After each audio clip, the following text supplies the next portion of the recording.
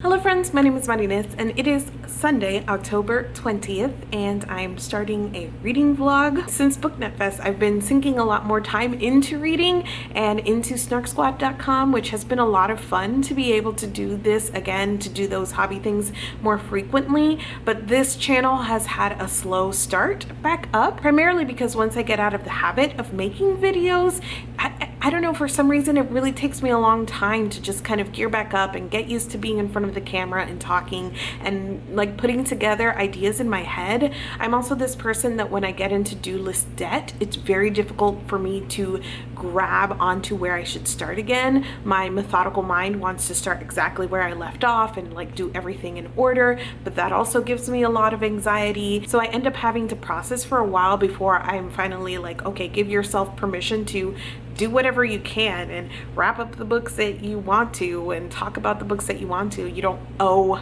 content necessarily to anybody, so just, do what you want. All of that to say that I figured I'd start a reading vlog, even though I don't do these often on my channel and I'm not particularly good at them. I end up usually forgetting to update and things like that, but I wanted to see if this would get me back in the flow of talking to a camera and getting content up on this channel. This is also a really interesting time to start a reading vlog because this past week I actually met my goal of reading 72 books for the year. So I've read 72 out of 72 books and I'm sitting pretty at 72 out of 72 on Goodreads. And even though I'm a mood reader and I give myself permission to kind of read whatever I want, there also tends to be a lot of like self-pressure that I have to navigate about reading things that I feel like you guys will enjoy hearing me talk about.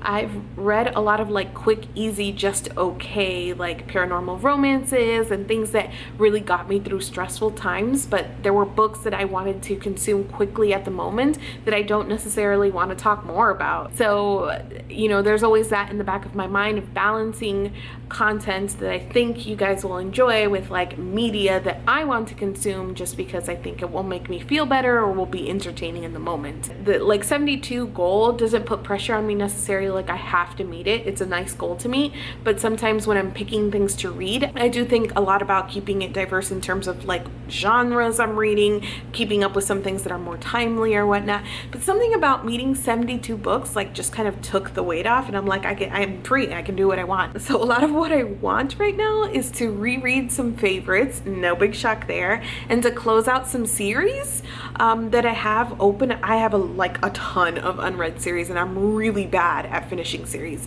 but I would like to see if I can get to some of them, and I feel like I can do it in a more leisurely pace because my goal is met. It doesn't make a lot of sense. A lot of times internal pressure doesn't make a lot of sense. Anyway, one of the first things that I want to get to, I am currently reading a few things. So I started Ninth House by Leigh Bardugo and I'm like 10 pages in, but the beginning of this is so word heavy, and your girl likes some flowery writing, right? I love description, but I love description that is evocative, and I love description that has like emotional ties to it. Like if you're gonna show me every piece of this world, I want it to have like some other meaning, or I want it to be deeply tied to the experience of the main character or some emotional tie, or maybe it's just like really beautiful language, right, that you're consuming and picking apart in just like turns of phrase.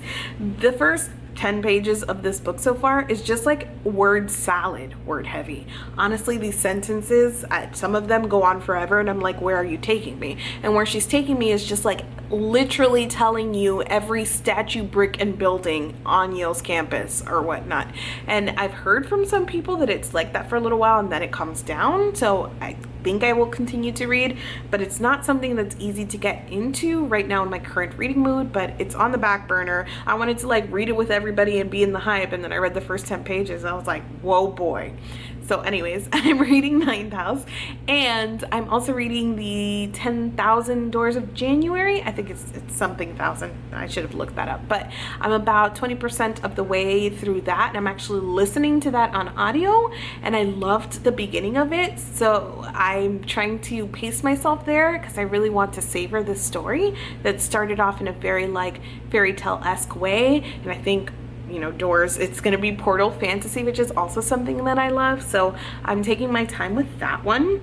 And in addition to all of that, I figured one of the first series that I would start with a reread and then close it off is Howl's Moving Castle by Dianna Wynn Jones. I read this one time and it was a couple of years ago now, and I really enjoyed it when I read it, and so I want to reread it, and hopefully that will inspire me to finish the other two off, which is House of Many Ways and Castle in the Air. My cat is having a conniption fit because I'm talking and she's like in the room over there. She thinks I'm having a party without her. This week will be interesting. I do recruiting for my job. I work in HR, but a big portion of our job is recruiting, and so I have a candidate coming in for like an all-day interview tomorrow, so that should take up a lot of time. And then on Wednesday I'm actually going on a recruiting trip. We're going to a school, a university, and so I'm flying up there on Wednesday. The event is Wednesday night, and then I'm flying back Thursday afternoon, so it's a really quick turnaround trip. And then we'll see how all of that goes. I lost a lot of daylight while I was making this, but it's a vlog, so I feel like it's fine. I feel like I blinked and it's already Tuesday. I am on my way to work, but I wanted to update you guys because after I talked about reading Howl's Moving Castle, I did not read Howl's Moving Castle. I actually ended up rereading the first book in the Kate Daniels series, Magic Bites. I enjoyed it. I really enjoyed this series. It is very tropey. It is not anything that I think is super groundbreaking, especially for people who are familiar with like urban fantasy and paranormal stories, but I just really like Kate. I will say that Magic Bites was a lot more violent than I remembered it to be, and there were a lot of instances of like violence against women in the story that really were like, I don't know, they caused more of a reaction in me reading it this time than I remember the first time around. It's not, I mean, it's the bad guy who's doing like bad things, so it's not like something I'm calling out as like problematic or whatever like that. I just think that's a fair warning for whoever is interested in the series, that the first book is pretty violent and there is some violence against women. With that, I'm gonna go work now, and then when I get home tonight I have to pack my bags for my 1.5 day business trip, and I'm going to pack my bags tonight because I'm not going to leave it for the morning because that would be really stupid for future Madi. I look a little smudgy right now, but it's after work and I actually sat around for a while and just, I don't know, decompressed, and I was listening to a little more of Howl's Moving Castle. While listening though and kind of playing on my phone or whatnot, I realized that I really do want to keep listening to Kate Daniels books. I know that I will reach my like maximum with them where I'm like full of the same kind of tropes and whatnot, but right now I'm like, I don't know, I just read the first one, I could keep reading. I'm doing this thing. I am rereading these books. I'm gonna have some prime reading time on the plane tomorrow. For right now, I have a lot of like soft to-do list items, things that would be nice to accomplish before I leave, and then the big have-to-do to-do list item, which is packing, which all I've done so far is open up my suitcase. So I'm doing great. It's a one-night trip. You're probably looking at that luggage and being like, Madi, calm down. Yes, this is not gonna be painful at all. Literally have to pack like pants and a shirt. Honestly, it's not that bad.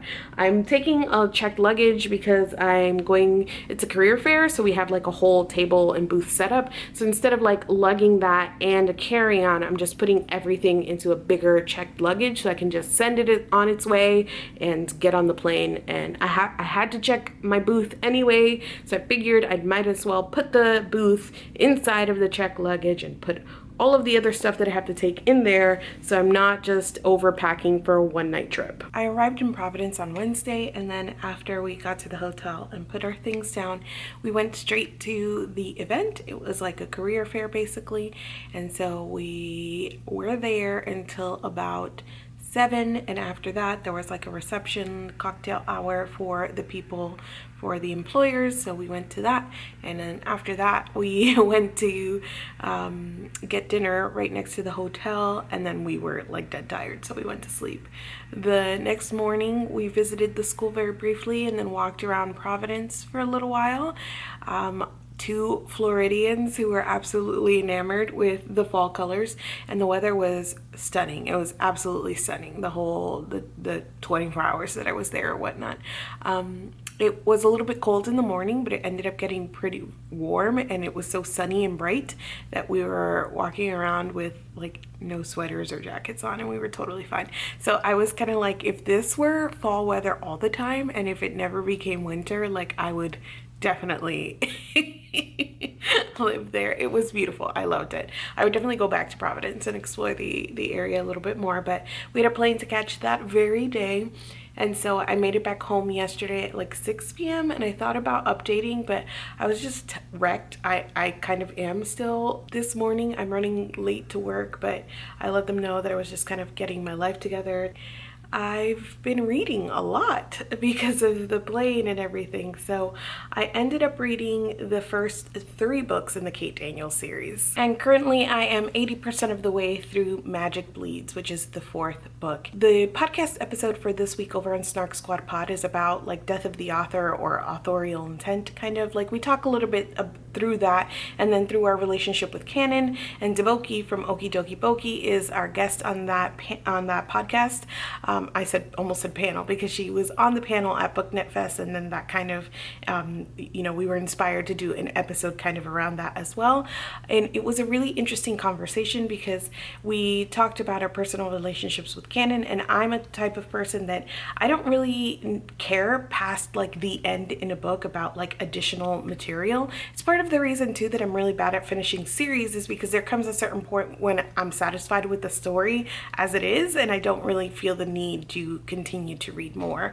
And so when authors come back and add content, it's difficult for me to like get back invested. But also like fan fiction and things like that are just not things that I'm personally interested in. And as I said in the episode, it's not like a value judgment if you are. Like, I'm almost envious of people who are. It's like people who can read and imagine things in their heads.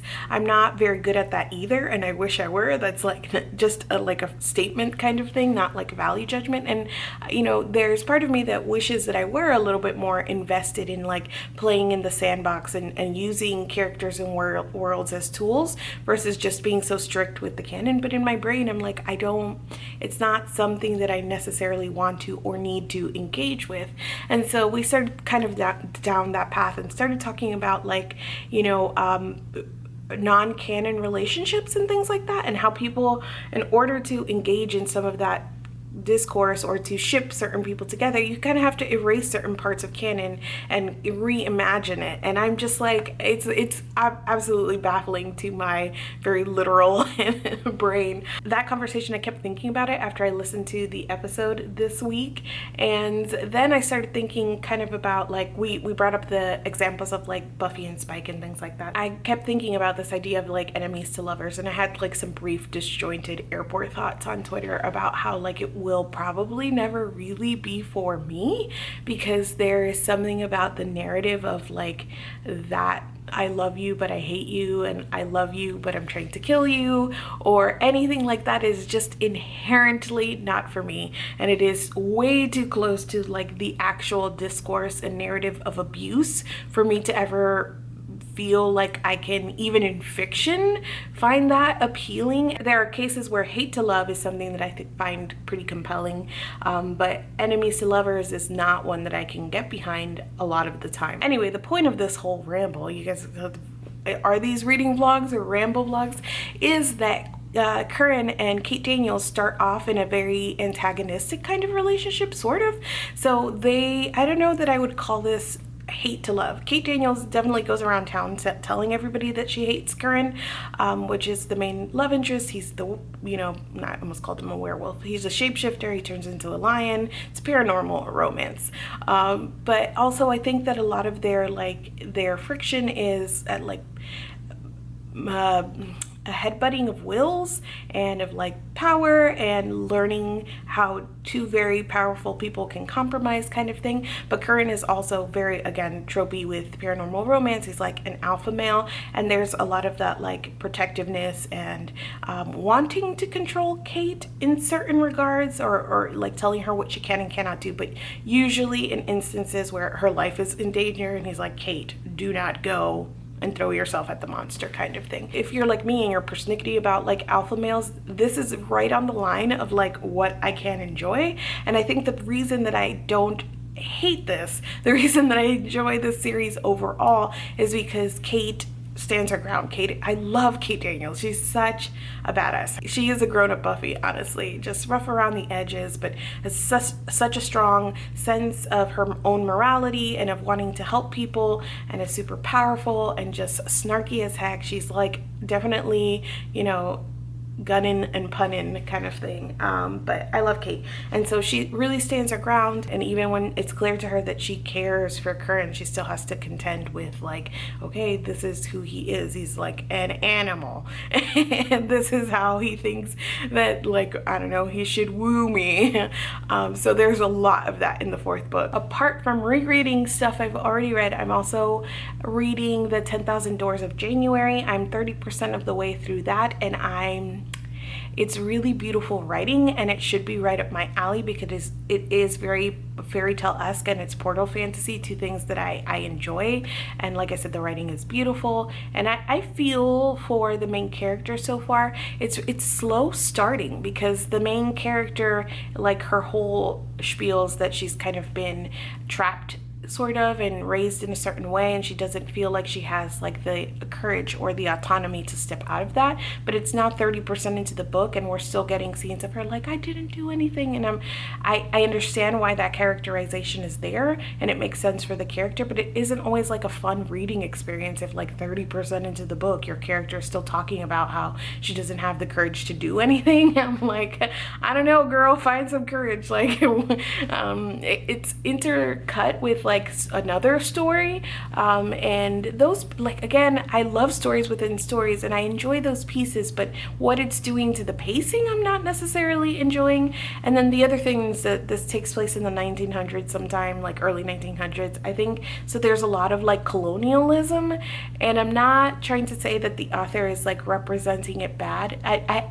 I'm still haven't quite put my finger on it in the reading experience, but it is like colonialism in your face. And she makes these statements like about our character is like mixed, and so she has lighter skin or whatnot, so her own view of like her brown skin or others around her who are dark skinned like is very rooted in like the racism and colonialism of the time. And so while it might be, I guess, accurate, I don't know, it just isn't always pleasant to read about, and it's not necessarily countered in any way on the page. So the more and more she's like thinking these things about herself, or other people say it out loud about her, I'm like, do I want to be reading this? Like, am I in the headspace for this kind of experience? I don't know. I'm reading it slowly. I would like to be done with it before this reading vlog is over, or at least something else that's not Kate Daniels, so you guys aren't like, was that a Kate Daniels reading vlog? It might be. I gotta go to work now. I just finished Magic Bleeds, and I think this is my favorite so far of the first 4 books of the Kate Daniels series. I thought that this villain was the best, and I liked all of the like that mystery-ish plot of it much better than some of the other ones that we've read before.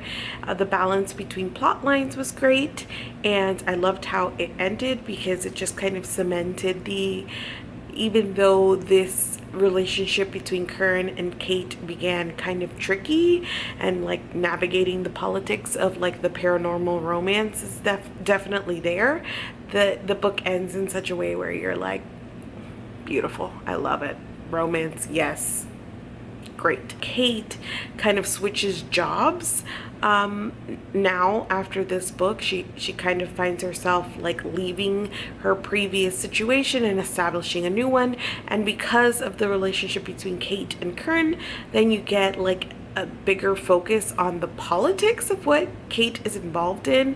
And this happened to me with the Witcher series.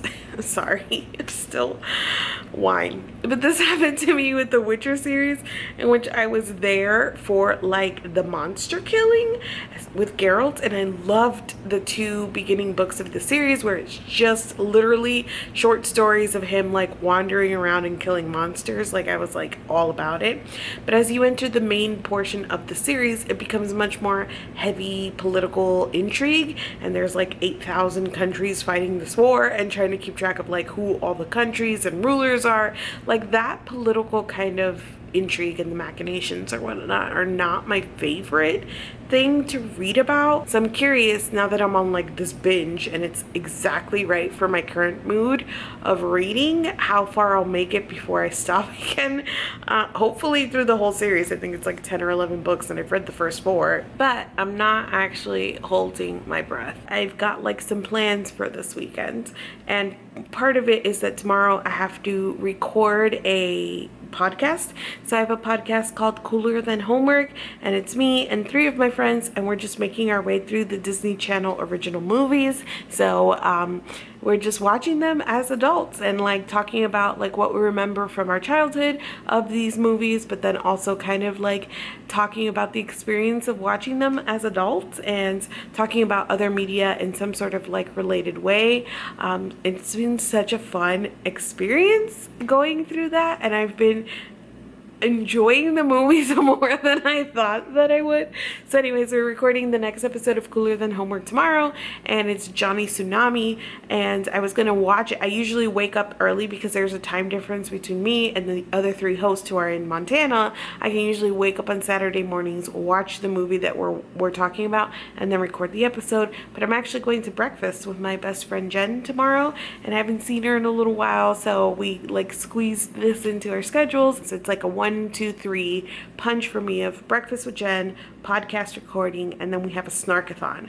So snarkathon is something the Snark Squad does, which we watch a movie all together online, and we get a group of people together and we just live tweet a movie. And so we're doing the movie After, based on the book After by Anna Todd, because in the last couple of months we've actually finished recapping our way through the book After, and sort of our celebratory thing is that we're going to watch the movie and live tweet it together. In order to make sure that that all happens, I need to watch Johnny Tsunami tonight, so pause on reading.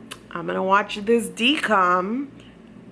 Let me know down in the comments if you remember watching Johnny Tsunami as a kid. I was just about to wash my face full of makeup off and climb into bed when I realized that I didn't close off this reading vlog. Things got super busy yesterday for me after I recorded an episode of Cooler Than Homework, and then I did the snarkathon, and then I read for a little bit, and then went to my sister's house because she had cooked dinner for me and my other sister.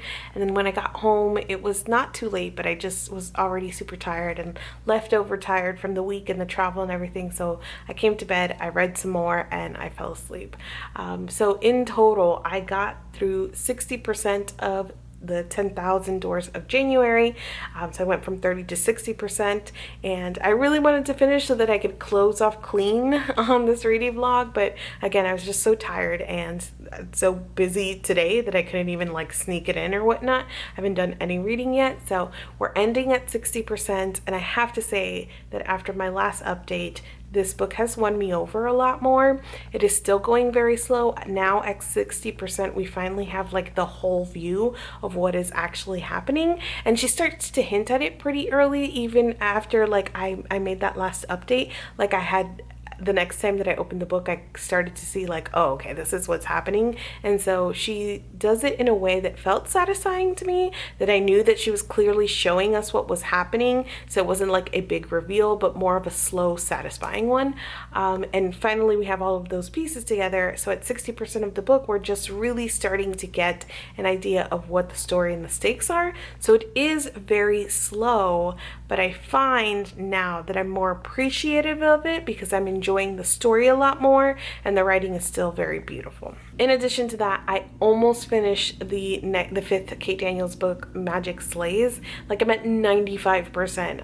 I will finish tonight basically, so it'll be part of next week's reading vlog, but I finished 4 and almost 5 Kate Daniels books this week, and then 60% of the 10,000 doors of January, which is a success in my book. I hope to see you guys with more videos soon, more reading vlogs, more updates and things of that nature. So thank you guys so much for watching this video, and I will see you guys soon.